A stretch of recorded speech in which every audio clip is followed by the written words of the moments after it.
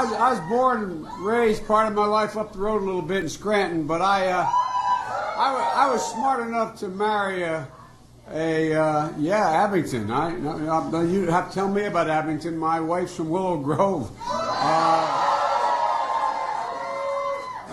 Actually, I'm usually introduced as Joe Biden. I am Dr. Jill Biden's husband, and I am delighted to be here.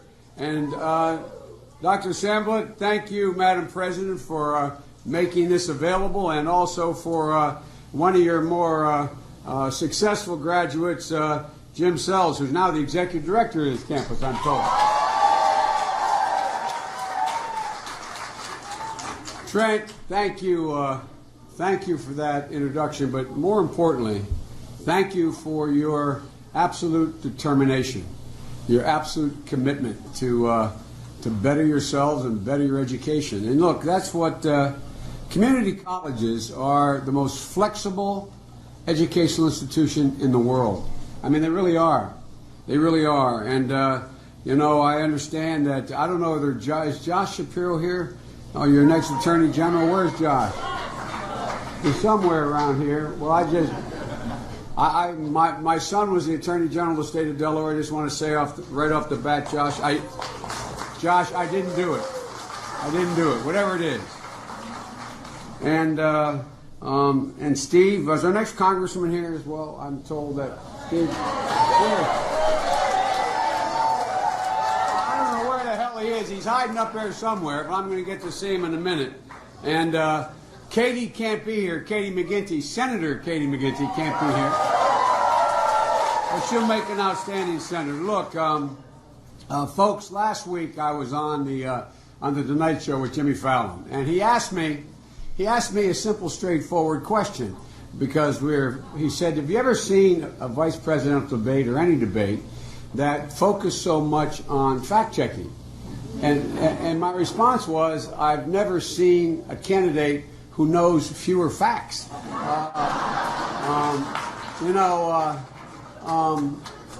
God love him, as my mother would say, but Donald Trump has said so many things that are inaccurate and indefensible, causing his running mate, who's a decent guy, I served with him in the Congress, to have to make up a whole hell of a lot of facts on the run. I've been a vice presidential candidate. I've been in a few debates, and God, I can't imagine. I just can't imagine having to do what he had to do for Trump. Senator Kaine pointed out that Trump said that Putin is a great leader, that Russia didn't invade Ukraine, that he supported that Trump supported legislation that punishes women if she were to exercise a choice for any reason, including a health reason, that she'd be punished.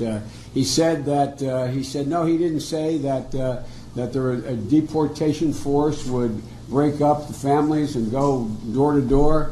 When Tim pointed out that our Republican nominee said that he thought it was okay and it made sense to him that Japan and Saudi Arabia became nuclear powers, that Mexicans were rapists, that he'd ban Muslims.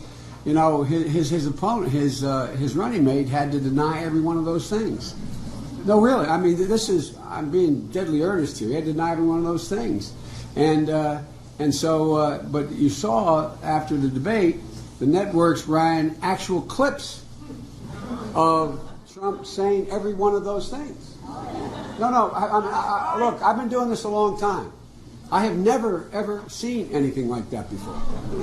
Not one slip, not two, not three, not five, but I mean, it's kind of mind-blowing. Mind-blowing. So it's awful tough being Donald Trump's running mate. You're fired. Well, I tell you what, not only are your statements indefensible, but what bothers me most, and I'm not going to dwell on this, but what bothers me most about Donald Trump, and I mean this sincerely, is his lack of sensibilities, his lack of any feel for the decency and the, I don't know how to say it, of the American people.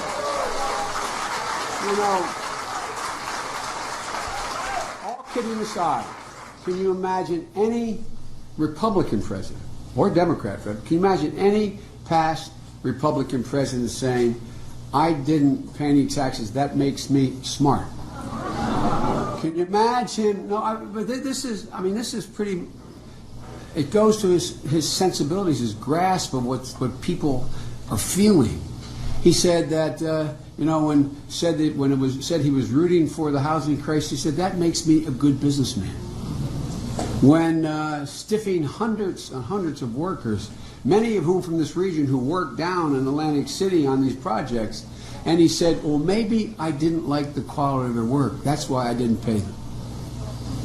And getting up, all kidding aside, can you imagine any president of the United States, assuming the technology had been available then, getting up at 3:30 in the morning and saying a former beauty queen because she gained weight is disgusting, and tweeting that out to the world? Folks, but rather than talk about Trump, what he's not and what he is, I think the American public has figured that out. And so I don't think we should waste a lot of time talking about what's wrong with Trump. I think we should spend time talking about what's right with Hillary and what she's going to do.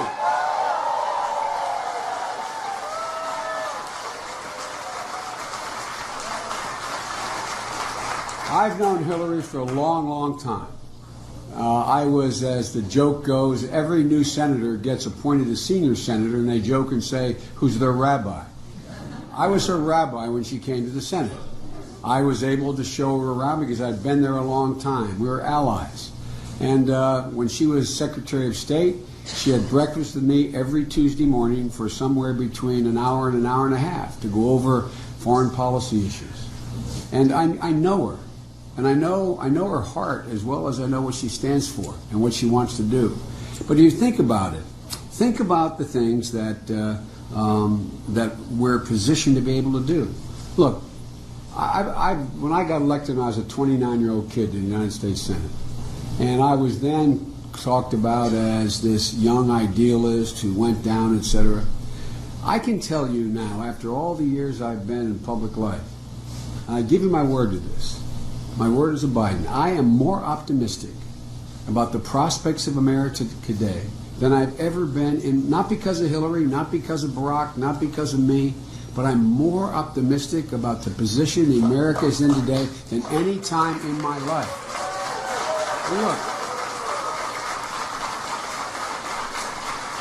so what I want to focus a few minutes on is about how we take advantage of these enormous opportunities we have.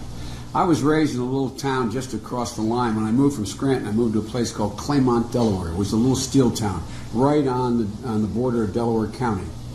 And we used to have an expression. When someone we talk about being athletes, it says so-and-so is not a patch on his jeans. No, so-and-so is not in their league. There's no other country in the world that's in our league right now. That's right. No, but I want them all to do better. But think about it. I remember going down to the Wharton School when I was a senator, debating a conservative economist from, I believe it was one of the conservative foundations. And the issue was Japan was going to eat our lunch. Japan in the late 80s was going to own America. And they had bought some buildings and how we couldn't compete with Japan. And I made the argument then, I'd been a senior senator by that time, I made the argument then that's not possible. Japan is not able to do that. We are so much stronger. We want Japan to be strong. Does anybody think Japan is the competition economically for the United States? And then we went through that whole period where the European Union got put together. Good thing that it happened. But they said, well, wait a minute, 384 million people in Europe all joining together, we won't be able to compete with them. And again, as my wife would say, you can Google it, go back and see the debates I had about why that's simply not true. Why that's not true. And guess what? Anybody raise your hand if you think the EU is our competition economically. We want the EU to do well. It's in our interest for them to do well. But the point is, this is America. This is not, this is, we are who we are. We're incredible people. The other thing was, now it's what we went through this period when I first got to the Senate, even had this argument initially with Barack, that China was looming to dominate the 21st century. Raise your hand. China does not, God love them. I've been there many times. I know President Xi better than any world leader because I've spent more time with them than any world leader. 25 hours of private dinners with them. I traveled over 15,000 miles with them through China because President Hu, his predecessor, and President Obama decided as vice presidents we should get to know one another. He's a smart guy. When the president asked me after spending 9 days with him, 4 here and 5 in China, what's he like? I said, he has the look of a man about to take on a job he knows is not going to end well. No, really. Not because he's bad or good guy. I'm not making a moral judgment. I'm not talking about their system which doesn't function. But think about it. China not only doesn't have enough energy, they don't have enough water.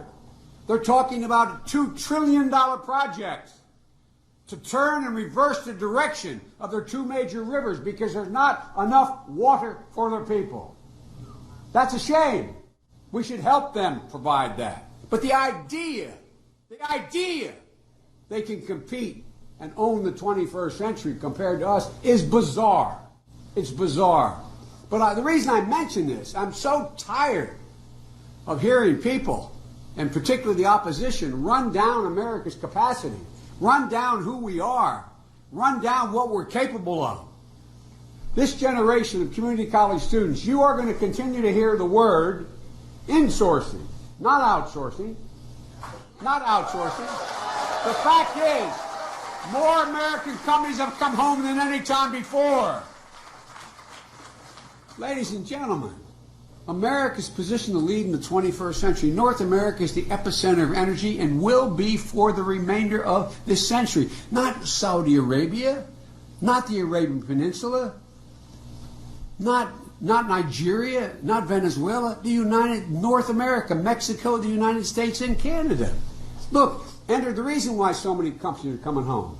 Energy, gas is 3 times cheaper, or 3 times more expensive in Europe and 7 times more expensive in Asia. Why are they coming home? And folks, what's coming home, what's coming back are different than what's left. But the very people who lost their jobs are fully capable of doing the jobs coming home. For example, anybody who could have thrown coal into a blast furnace making steel is also able to learn how to deal with a photovoltaic machine on a factory floor making solar panels.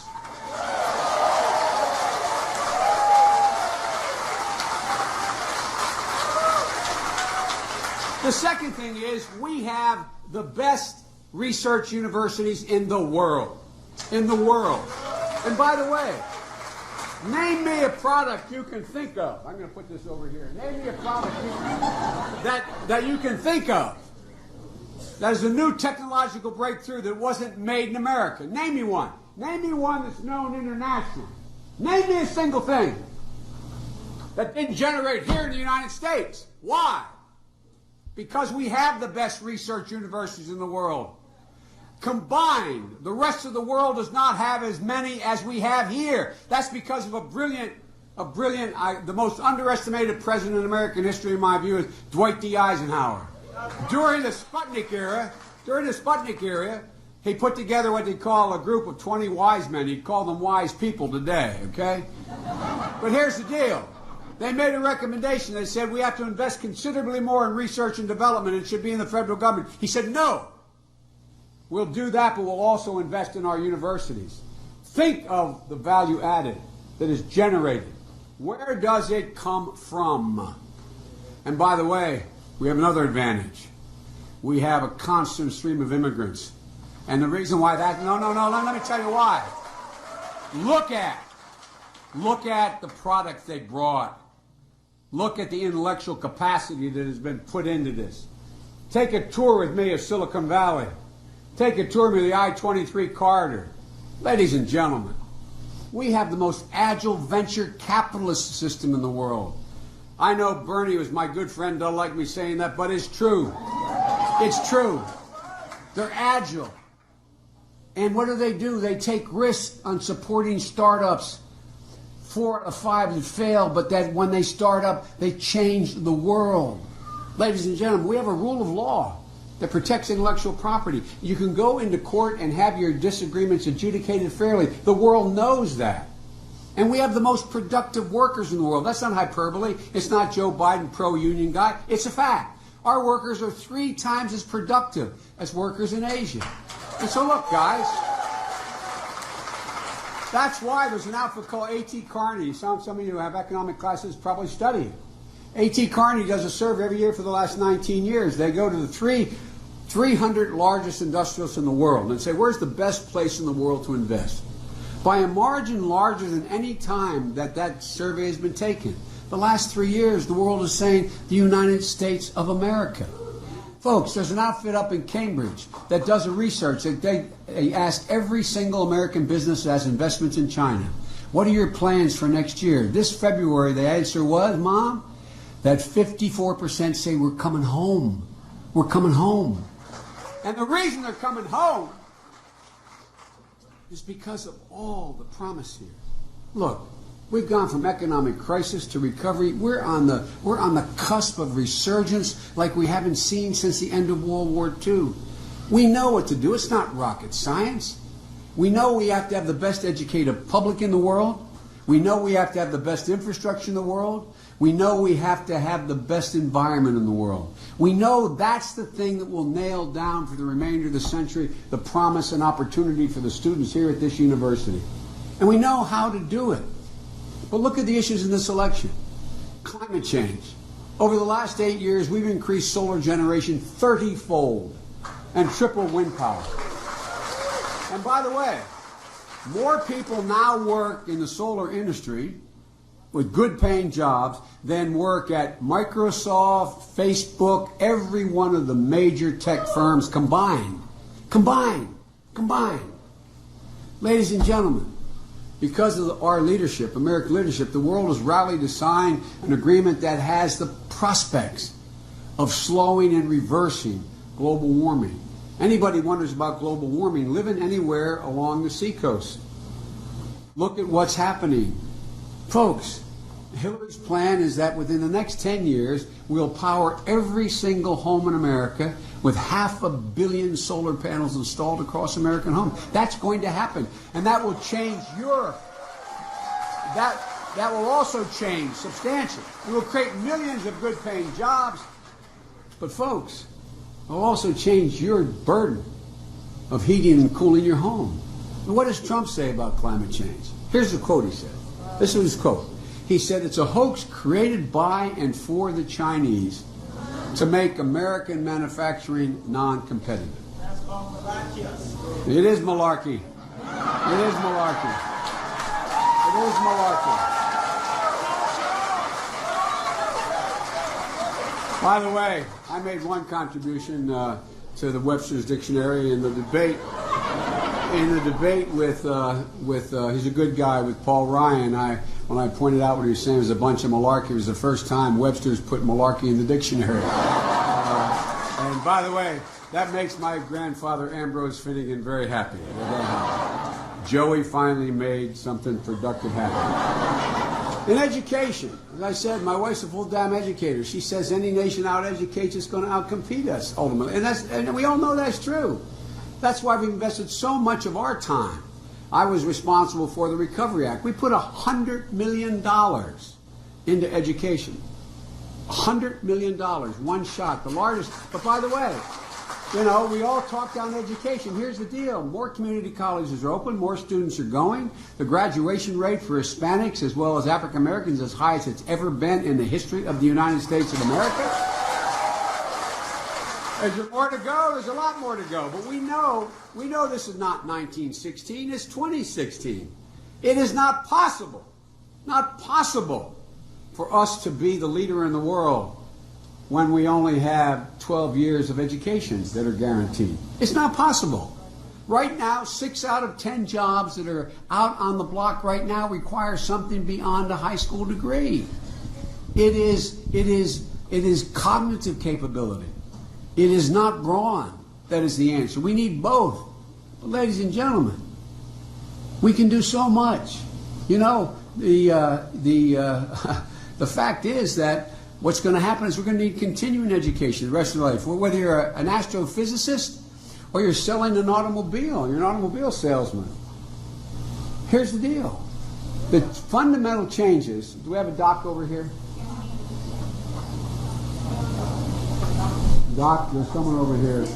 Good, okay. And so, look guys, here's where we are.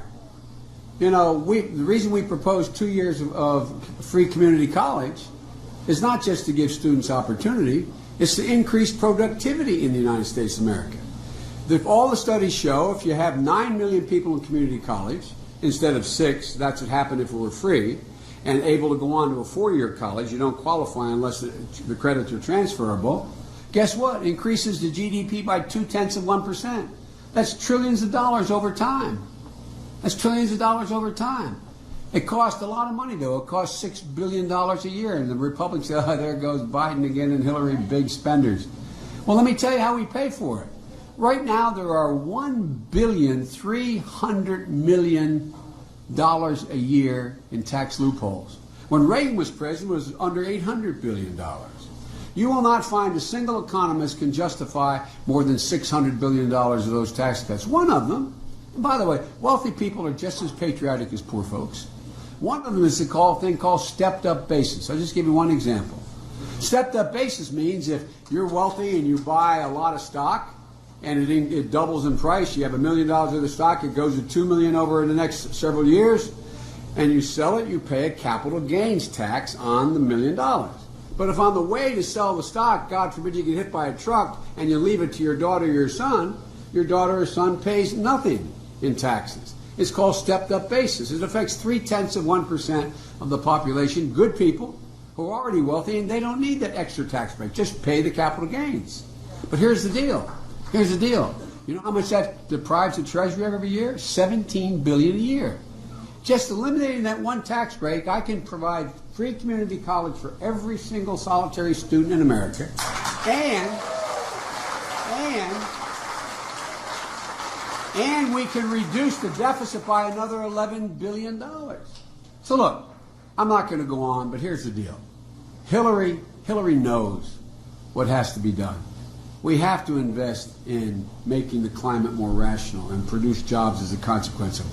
We should be exporting billions of dollars worth of technology, how to keep the planet green, just like we exported billions of dollars of coal when my grandpa up in Scranton, they were doing that. Folks, we have the capacity to do that. That creates millions of jobs here. We know. What does Trump do about education? Some of the students here, I'm not going to ask you to identify yourself, are here on Pell Grants. That's why they're able to make it. He cuts Pell Grants. He cuts hundreds of millions of dollars over time out of the education budgets out there. Look, ladies and gentlemen, let's take one more example. There are hundreds of thousands of women not in the workforce today, not because they're not fully capable or as well educated as men, but because if you live in the collar counties around Philadelphia or in Delaware, it's cost an average of $15,000 a year for 2 kids in child care. $15,000 a year. So what do? We come along and say, look, we're going to give you a significant tax break because we want you in the job market. We want you to be able to afford to be there. What does Trump do? It's always a Republican answer. What you can do is you can go ahead and put away extra money tax-free. Well, if you have no money to put away, it doesn't help you a bit. So look, you know, I'm going to skip to the end here because I'm taking too much of your time. But here's the deal, guys. Here's the deal. Here's the deal. Everybody knows a couple basic things. I mean, they really are basic. We know that raising the minimum wage doesn't cost jobs, it increases economic growth. And we know that nobody working 40 hours a week should live in poverty, working 40 hours a week.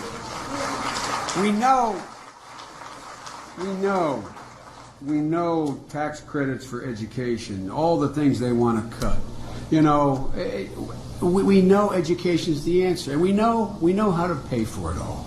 Ladies and gentlemen, just take one look, and I'll get out of your hair. Take a look at what Trump proposes.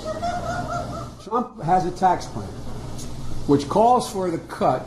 And by the way, ask your economic professors here, or ask any Republican who is knowledgeable, you think is knowledgeable on the economy. No, I mean it sincerely. If they're your friend, they'll level with you. He calls for cutting over $9.6 trillion in tax revenue. Now that requires over 10 years. That requires one of two things. Either you're going to increase the deficit $9.6 trillion, or you got to cut from the budget $9.6 trillion, or you got to generate $9.6 trillion in additional growth.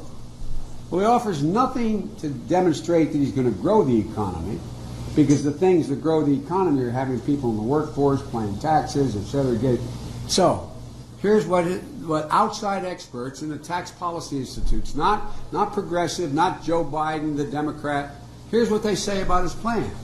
In order for him to do this and balance the budget, it require him to cut everything else by 40%, including Social Security, Medicare. No, for real.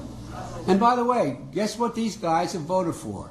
Katie McGinty's opponent, who's a good guy, I like him, I get on well with him, but they voted for a budget that's passed the Republican House of Representatives now 5 times. What it does, it voucherizes Social Security. I mean, it privatizes Social Security and voucherizes Medicare. Well, that's a fancy way of saying you're going to get a whole hell of a lot less. And what is the thing we do to bring stability and certainty to people's lives? To make sure they know that what they put in, they can get out, what they will be able to live with dignity. And ladies and gentlemen, these guys, and by the way, his tax plan would average tax cut for anybody making over $1 million, and I said they're good folks, is $300,000 a year in addition. Now look, they need a lot, but the last thing they need is another tax cut. No, I'm not joking. And what it does, it increases taxes on over 8 million low to middle income people with 15 million children. They pay more. So folks, this is the same old, same old. We've been going through this since George W. Bush. What do we, I mean, are they assuming we have induced amnesia? No, I really mean it. So look, I could talk about foreign policy, I'm not going to, but here's the deal. I got asked to be in the ticket by the president for several reasons, he said. And one of which was they thought if it was on the ticket, we'd win Pennsylvania. Because it's home. It's home. But all kidding aside, allegedly because I had some foreign policy expertise, and he was new to this. I have now traveled over 1,150,000 miles as vice president. I've met with, I know, first name basis, every major world leader, not because I'm good or bad, just because I've been around. I came up with them when they were going through their, I know them. And the reason I get sent out there is when I speak, they all know I speak for, there's no inherent power in the vice presidency, nor should there be. But the power rests in the reflection of the president's confidence in you. So when I go, they don't have to worry about a second conversation. They know what I say is a commitment of the president. And as I go around the world, and those of you who have traveled, I'm not joking when I say this, and I've served with 8 presidents. I have never, ever, ever been in a situation where every single world leader I meet with says, Trump. Not a joke. Tell me it's not so. No. Everyone except Putin. No. Everyone I've met with, not a joke. I was in Australia because the prime minister was a prime ministerial election. The existing prime minister won re-election by a smaller margin. I went down because we were talking about what they call the rebalance in the Pacific, and they're concerned about China's military might, etc. And about 10% of the conversation was, tell me, as that great line from Shoeless Joe Jackson, the scandal in the 20s in baseball, and a kid yelled as Shoeless Joe Jackson was walking out, say it ain't so, Joe. Every leader I met with is saying some verse, say it ain't so, Joe. Say it ain't so. This is the guy who says that NATO is obsolete and we're going to defeat ISIS. This is the guy. Anyway, look. The deal is that Hillary is the only candidate who knows what it will take to seize the immense opportunities available to us, including eliminating ISIS. And we are on our way to eliminate ISIS. Look at what's happening in Iraq and in Syria. There will be more. The reason you're seeing these one-off attacks is because they're losing their caliphate. They're losing so much ground. We will, before this time next year, Raqqa, their capital in Syria, and Mosul in Iraq, they will be gone. I promise you they will be gone. And then, but look, here's what we need. We need you to register. We need you to vote. We need you to bring your friends. You know, Election Day we know is the 8th of November, but the last day you can register is 4 days from now, October the 11th. The last day. And don't do one thing. Don't be in a position. And I know, and I have a, no one ever doubts I mean what I say. The problem is sometimes I say all that I mean. But I know some of you, and some of the people you're trying to convince aren't crazy about Hillary. I know that, okay? I think she's gotten an unfair deal, but the truth of the matter is there's a lot of people. But folks, don't wake up on November 9th and find out we lost Pennsylvania by 2,000 votes and say, if I'd only taken my neighbor, if I'd only gone, if I'd only. And there's been a lot of elections. Remember Al Gore? He ended up, but keep it in mind, man. Keep it in mind. And look, the reason I'm spending so much time in Pennsylvania, if we win Pennsylvania, his ability to put together electoral college votes needed is like drawing to an inside straight. So my home state, a place I love, is a place that is going to play a gigantic role in determining who the next president is. That puts an extra burden on us, and it really does. So folks,